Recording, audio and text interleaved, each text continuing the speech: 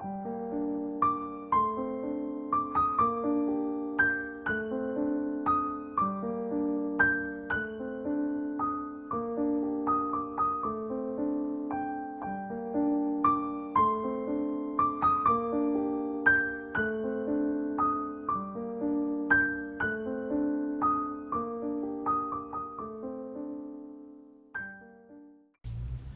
ngalan ng Ama, ng Anak, at Espiritu Santo. Amen.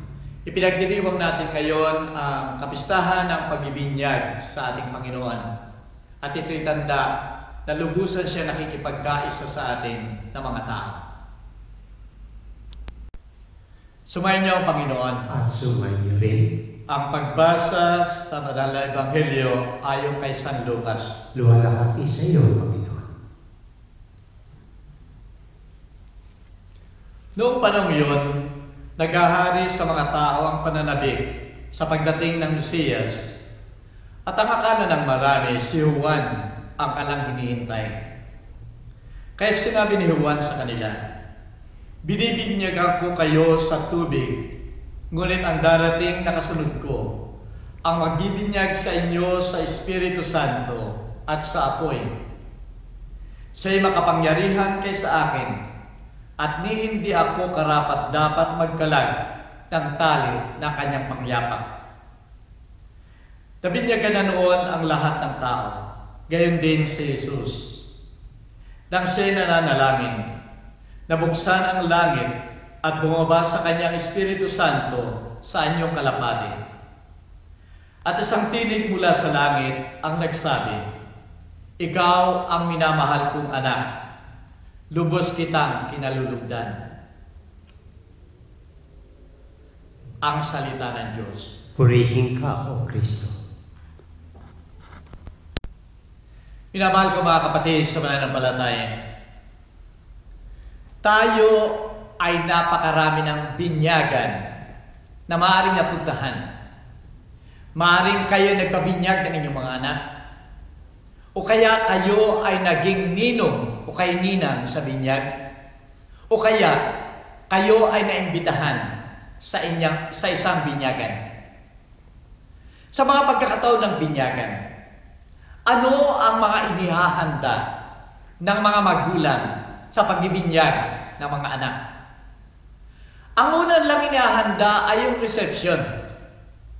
Dapat ay mayroong kainan, may parte para sa binyag ng kalang anak.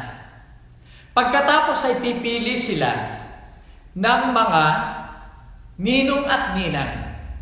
At kalimitan yung mga ninong at ninang, lalong-lalo na sa Pilipinas, ang hinahanap nila o pinipiling mga ninong at ninang ay yung maaring magbigay, may ibibigay na malaki sa kanilang inaanak pagkatapos ng binyag o kaya sa mga taon, lalong-lalo na sa mga birthdays at Pasko na dumarating sa kanilang buhay kasama ng kanilang mga inaanak. Kaya ang pinipili nila, kalimitan yung mga nanggaling sa ibang bansa, mayroong maibibigay yan, may kaya yan na magbigay. O kaya yung may mayayaman na patuloy na magbibigay sa kanila ng tulong at regalo sa kanilang inaanak. Minamahal ko mga kapatid, kung minsan nga nakakancel pa yung binyagan pag yung ninong o kay ninang ay hindi makakapunta, kung minsan kinakancel nila yung binyag. O kaya yung reception ay wala silang makuha, ay kinakancel nila yung binyag. Minamahal ko mga kapatid, kung ito ang tingin natin sa binyagan o sa pagbibinyag, mga material na bagay, reception, pagkain, social, katuwaan, isang parte. Yung mga ninong at ninang na may maibibigay, subalit ang maibibigay na pinipili nila ay yung mga material na bagay. Wala yung spiritual na bagay doon sa pagbibinyag ng mga anak. Napakaganda, minamahal kong mga kapatid, ng ating pagdiriwang sa linggong ito, sa kapistahan ng binyag ng ating Panginoon. Sapagkat may makukuha tayong mga aral, kahulugan ng binyag na dapat nating isaisip tuwing tayo ay makikiisa sa binyagan o kaya ay magpapabinyag ng mga anak. Minamahal ko mga kapatid, una sa lahat nakita natin na ang pagbibinyag sa ating Panginoon ay pakikiisa niya sa atin. Alam natin na ang ating Panginoon ay isinugo ng kanyang Ama upang makaisa natin at magligtas sa atin. Subalit ngayon nga, nang makarating ang ating Panginoon sa unang Pasko, ay naririto naman ang ating Panginoon na nagpapabinyag kay Juan sa ilog ng Jordan. At dito ay pakikiisa niya sa atin. Pakikiisa sa atin upang tayo ay makasama ng ating Panginoon. Sinasabing hayagan ni Juan Bautista sa kanyang pagbibinyag sa ilog ng Jordan, "Ako ay nagbibinyag sa inyo sa pamamagitan ng tubig. Subalit may makapangyarihan na darating na siyang magbibinyag sa inyo sa pamamagitan ng Espiritu Santo at apoy." Inamin din ni Juan na hindi siya yung Mesiyas na ating inaasahan, na siya ay napakaliit kumpara doon sa darating na Mesiyas na hindi man lamang siya karapat-dapat na magkalag ng tali na kanyang pangyapak. Kaya't masasabi natin ngayon na ang pagbibinyag ni Juan ay yung pagpapatawad sa kasalanan. Pagpapatawad sa kasalanan ng una nating mga magulang na ating namana sa kanila. At ito ay simula ng pagliligtas para sa atin. Kung ang ating Panginoon ay nakiisa sa atin upang tayo ay bigyan ng kaligtasan, patawarin sa ating mga kasalanan simula sa binyag at sa ating mga pagkakasala. Ito ang ibinigay sa Kanya na gawain, na tayo rin ay patawarin niya sa ating mga kasalanan. At tuwing tayo pinapatawad sa ating mga kasalanan, tayo ay inaangat sa aba nating kalagayang makasalanan. Kaya nga sa pagtanggap natin o pag-amin natin na tayo makasalanan, humihingi ng awa sa ating Panginoon, tayo ay itinataas niya at binibigyan ng karangalan bilang anak ng Diyos. At kung tayo ay anak ng Diyos, tayo ay nakikipisan sa isang pamilya. Pamilya ng Diyos Ama, Anak, at Espiritu Santo. Ito ang tunay nating pamilya. Ito ang tunay nating karangalan. Ang ikalawang aral na makukuha natin sa pagbibinyag sa ating Panginoon. Nang binyagan ang ating Panginoon, ay tinanggap niya yung misyon na nanggagaling sa kanyang Ama, na iligtas tayo, iligtas ang sangkatauhan, upang sa ganon ay maibalik niya sa kanyang kaharian. Totoo nga, minamahal ko mga kapatid, na tayo ay napakabata pa o wala pa tayong sapat na isip nang tayo binyagan nung tayo ay bata.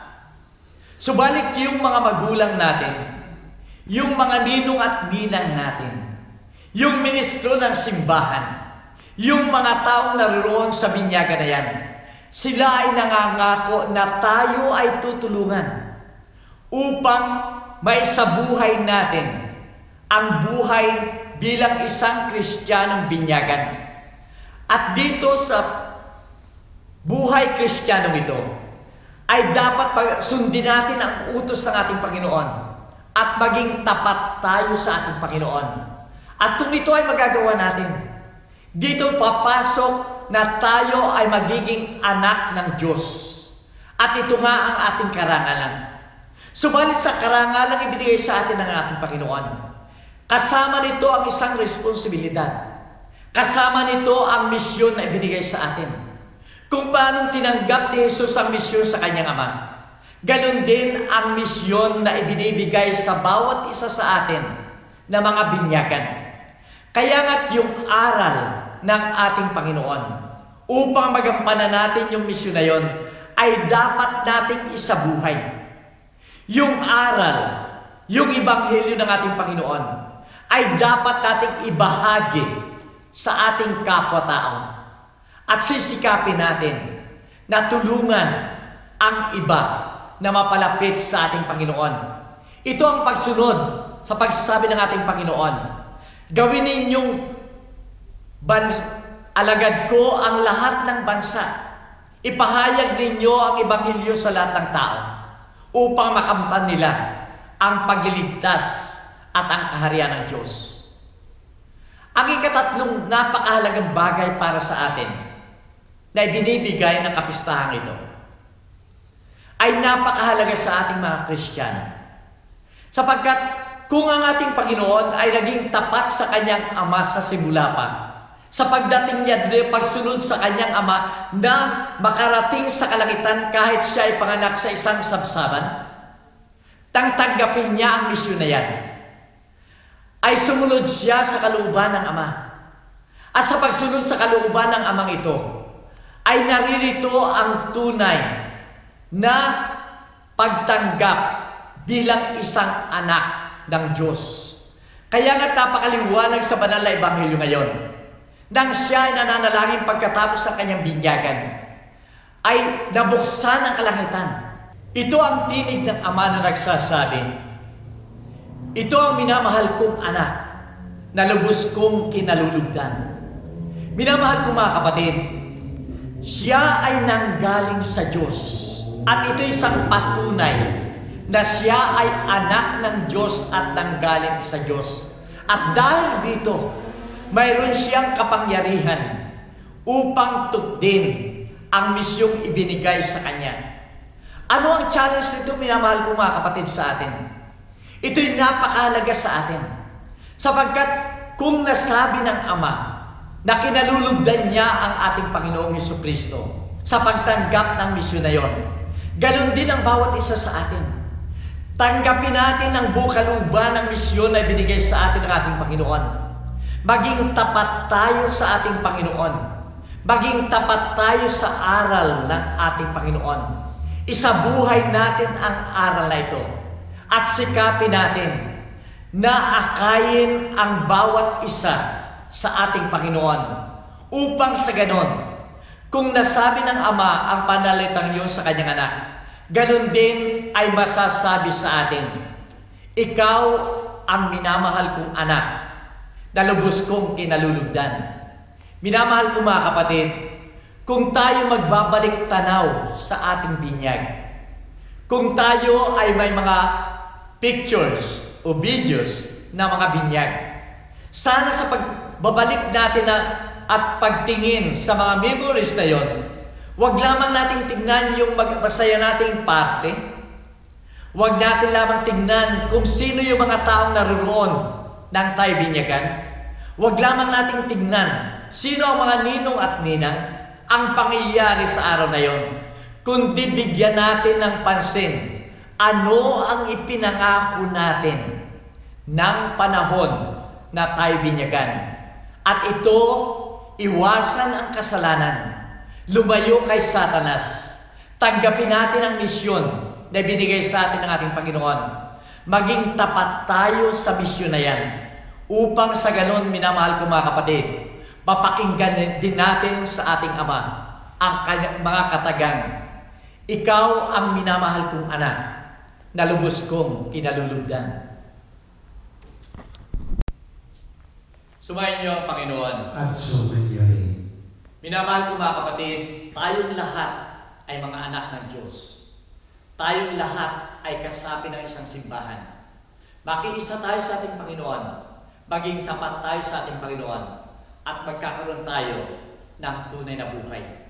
At naway pagpalain kayo ng makapangyarihang Diyos, Ama, Anak, at Espiritu Santo. Amen. Kumain tayo mapayapa. Salamat sa Diyos.